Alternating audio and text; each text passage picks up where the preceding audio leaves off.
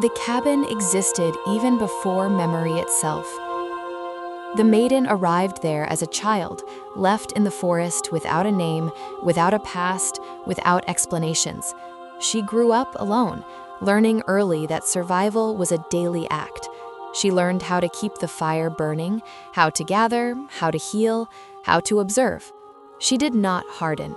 The forest respected her, and she respected the forest.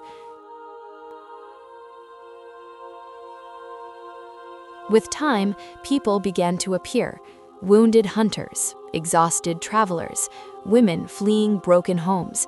The maiden never asked where they came from.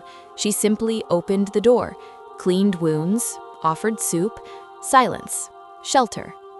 The cabin became a place that did not exist on maps, but lived on in whispers, an invisible point of protection.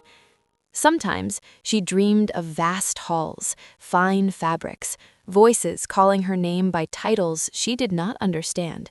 She always woke before hearing the end. Until, on an ordinary morning, a white horse appeared by the river.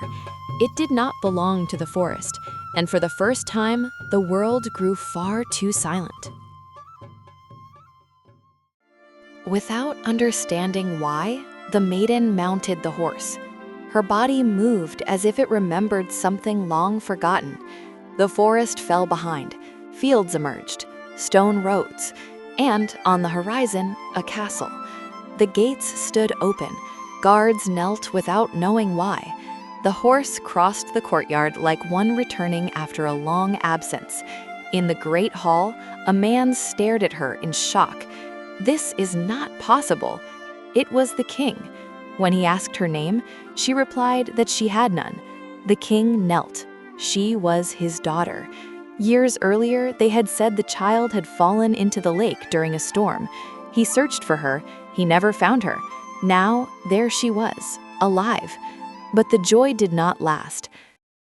The next morning, the maiden found old records, notes about the lake, about magic, about sacrifices. Confronted, the king confessed. The kingdom was dying.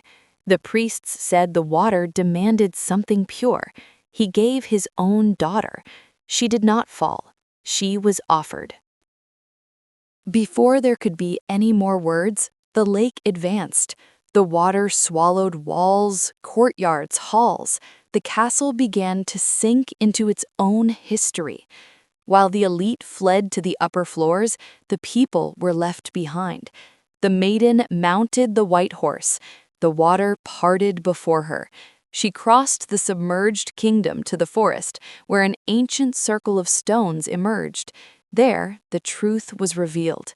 The water spoke. Kings and peoples had abandoned innocence there for generations, calling it sacrifice. But she survived.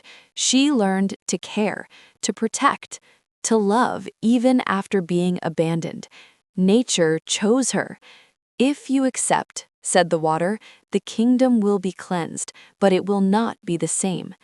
She thought of her father, of the cabin, of the people she saved, and she decided. The water covered the castle, and then it receded. The innocents survived, the corrupt did not. When the sun touched the land again, the kingdom understood something for the first time.